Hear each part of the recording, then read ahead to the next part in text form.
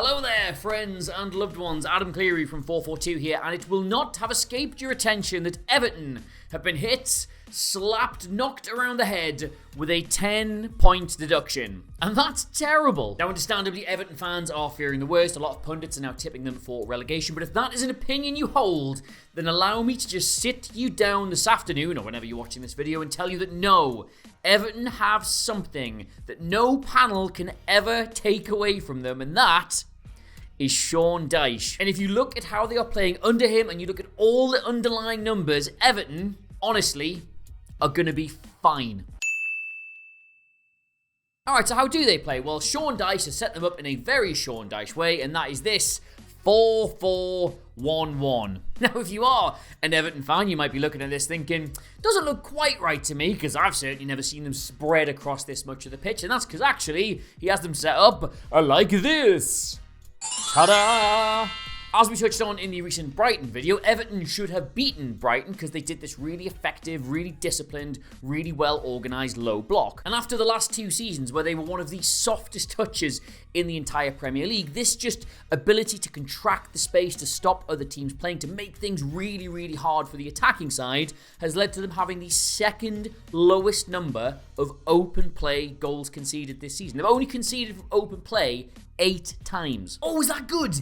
Is it Adam? 12 games played and only 8 goals conceded from open play. Is that impressive? Is it? Yes. It's joint second. It's 1 behind Liverpool. It is level. It is the same as Arsenal and Man City. In fact, even when you just look at all the goals they've conceded this season, it's only 17. Like, it's 2 more than Tottenham. It's 1 more than Man United. It's the same as Aston Villa, who are pushing for a Champions League place. They have the defensive numbers of a very, very good team. And that's because of just how disciplined this is. Like, Everton will deny you as much space as possible. They will congest the middle of the pitch. Teams need space to play through. Most teams crave space. Most teams' entire systems are based on finding space, and Everton works so hard at denying that from happening. Now, this might seem like a bit of a weird example to bring up because they literally do concede a goal from this, but the penalty Crystal Palace get against them actually perfectly illustrates how they defend. Now, as the ball comes out to Eze on this side, just look at how well formed those two defensive lines are. There's barely any space in between them. They're nice and compact. None of these Crystal Palace players have any kind of space to play in. Like, I know it leads to a goal, but when Dyche is watching that back, he's probably going to think, yeah, that's what I want. Like, even this bit, I think that's Edouard makes this brilliant run across that pulls Idrissa Gueye out of the space. That should leave loads and loads of room for Eze to do something, but they shuffle across, they compact in, they fill the space. They know what they're doing, and as he gets into the box, they've still got those 2 banks of 4. Now, yes, like I say, they do concede from that, but you can see from how well they're set up there that if they just do that every single game, it's going to take an unbelievable run from an incredibly talented player like Eze to really do anything with it. And even there, it was slightly unfortunate in the way they gave away the penalty. Like, the result is bad, sure, but if you're watching that back, you can see all the fundamentals are really good. Like, even the Brighton equaliser took an incredibly jammy deflection off Ashley Young's leg, and if it wasn't for that, they would have won that game. Like, they restricted all the space Brighton had on both sides of the pitch. They kept forcing them to play these long switches of play over to the other side, and even finally when they did get one of those off, and Matoma finds himself in some space, they shuffle across, they close that down, they stop him doing what he wants to do. Now look at those 2 examples. How many times a season is someone going to go on a mazer that ends up in the box and they win a penalty? How many times a season is somebody going to cut inside and get the perfect deflection off someone's knee to score a really spawny goal? Virtually never. But the thing is, while this is very structured and while it is very disciplined and while it has seen them only concede 8 goals from open play this season, that is not enough to make you a good team. That is probably not even enough to keep you in the division. You have to score goals. And this is why Everton are ultimately going to be absolutely fine this season. The real genius of what Sean Dyche has done with this, he's turned this compact defensive unit into a genuinely really threatening attacking prospect. Alright, so when you look at all the data behind Everton this season, 2 things jump out at you immediately. So first of all, they lead the league. They are the very top team for the combined number of tackles and interceptions this season. No team is more dogged in its defensive duties. No team is better at the actual art of defending itself. They're the best. Dyche has got them that good. But secondly, and this might take a little bit of explaining, look at this graph that's on the Opta website that basically shows you a team's attacking style. The axis on the bottom going along shows on average how many passes are in those sequence, and the axis on the left going up shows how quickly they cover the distance across the pitch from one end to the other. Now, you know how Manchester City play. They have loads of possession, they have loads of the ball, they work it slowly from back to front, they pen you into your own box, and then they're good enough to either play through the tiny gaps or they just keep it until you make a mistake and then they hit you. They are in the very bottom right of this graph because they are slow and they are intricate. They don't move the ball quickly and they do it with a lot of passes. But look at Everton in this graph, like second only to Luton, who are constantly penned into their own box because that's just kind of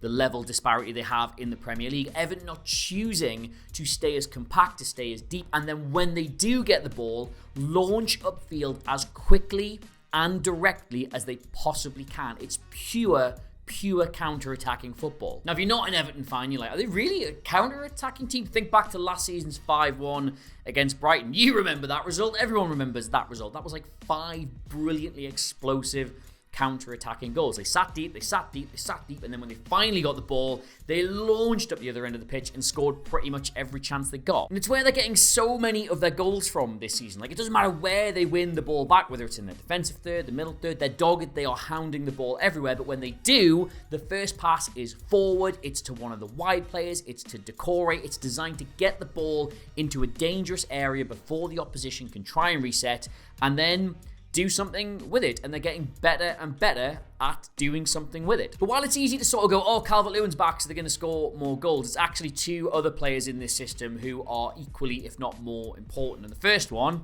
is Mykolenko at left back, and the second is Decore in the sort of 10 role. Like, if you've got Mykolenko on FPL and you're wondering why all of a sudden he seems to be scoring these goals, because this system requires an explosive burst of pace up the pitch. Doesn't really need much structure when you do that. Just when it's turned over, try and get up there and do something. And Mykolenko's engine and his pace and his ability means he's always one of the first players arriving in attacking areas. If we just look at this little still for a quick second, right before they launch the ball up the pitch for their first goal against Crystal Palace, that's Dwight McNeil in the left back area. Where is Mykolenko? But oh look, we knock it forward a few seconds and he's already up there with Decore and Calvert-Lewin because having just turned the ball over, he's got to do that. That's his job. He's got to go as far up the pitch as he can to try and make something happen. And lo and behold, when his first shot is blocked, he is on hand to score when Everton recycle the chance. He made something happen. But it's Decore who's the most important here, because as well as just having the engine to get up the pitch, you can see here when they turn the ball over against West Ham, straight away he knows he needs to be supporting that attack, and he gets up really well with it. And likewise here, when they turn the ball over against West Ham and launch it direct up the pitch, he's gone beyond Calvert-Lewin to win that flick on. He understands his role perfectly. So while he will help with the press and the attack and pretty much play as another striker with Calvert-Lewin, he also isn't afraid to do this, to get into that pocket and defend there, or do this and help them form a flat 5 to make them even harder to play through, and occasionally even do this on the rare occasions that the opposition can find space between Everton's lines. It isn't his job to be playing in a structure, so he will drop deeper beyond that to restrict the space even more. Like, he is without doubt, in my opinion, Everton's MVP already this season. And credit where it's due, not just because he's got a great engine or a great attitude and he understands the system, he's also really, really good. Like, this pass for their winning goal against Crystal Palace is absolutely chef's kiss. If you've got a player who can do all this running and cover all this ground and make that many sacrifices for this disciplined system, but can also go up the other end and do little bits of magic with his feet, you've got a real player. And more importantly, you've got a real chance of not getting relegated. So, bottom line here, Sean Dyche has created a team, took a little while, but he has done it, that does not really concede goals from open play. They're really difficult to play through. And at the same time, as well as being that defensively disciplined, they're really explosive at going up the other pitch. They're getting a lot of goals from being really good at counter-attacking out of this system. So let's just double check that. When you don't concede goals easily and you've got a really effective system for scoring them, what does that make you? Well, in this division, at worst, it makes you a mid table team. And obviously, not to keep going on about XG, but it does kind of prove my point here. If we look at their expected number of goals, so a measure of their attacking quality, minus their number of expected goals against, so a measure of their defensive quality,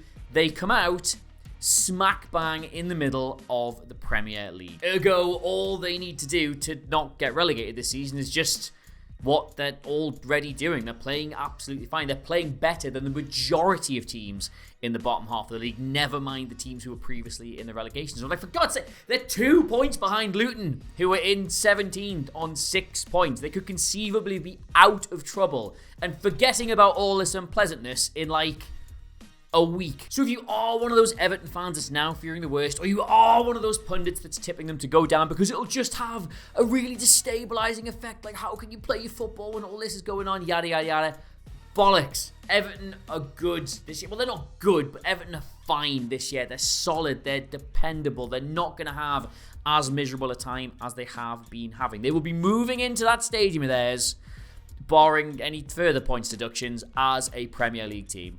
Put your house on it. Anyway, that's that. Thank you very much for watching. If you have enjoyed this, please do consider subscribing to us here on 442. Subscribing is the one really big thing that you can do that helps us out, so we're very, very grateful when people do subscribe. We do fun videos like this all the time, and I mean, you wouldn't want to miss them. And oh, sorry, what's that? Why, yes, this is a Beatles football top. Full information about that is in the description below. You get me on Twitter at Adam Cleary, Clery, and it's called X now also, but you can get me on Instagram and all the other ones. I don't even know where I am, but the 442 socials, I know where they are. They're in the corner of the video. Check them out at your leisure. But until next time, Everton will be fine. That's my considered opinion, and I'll see you soon.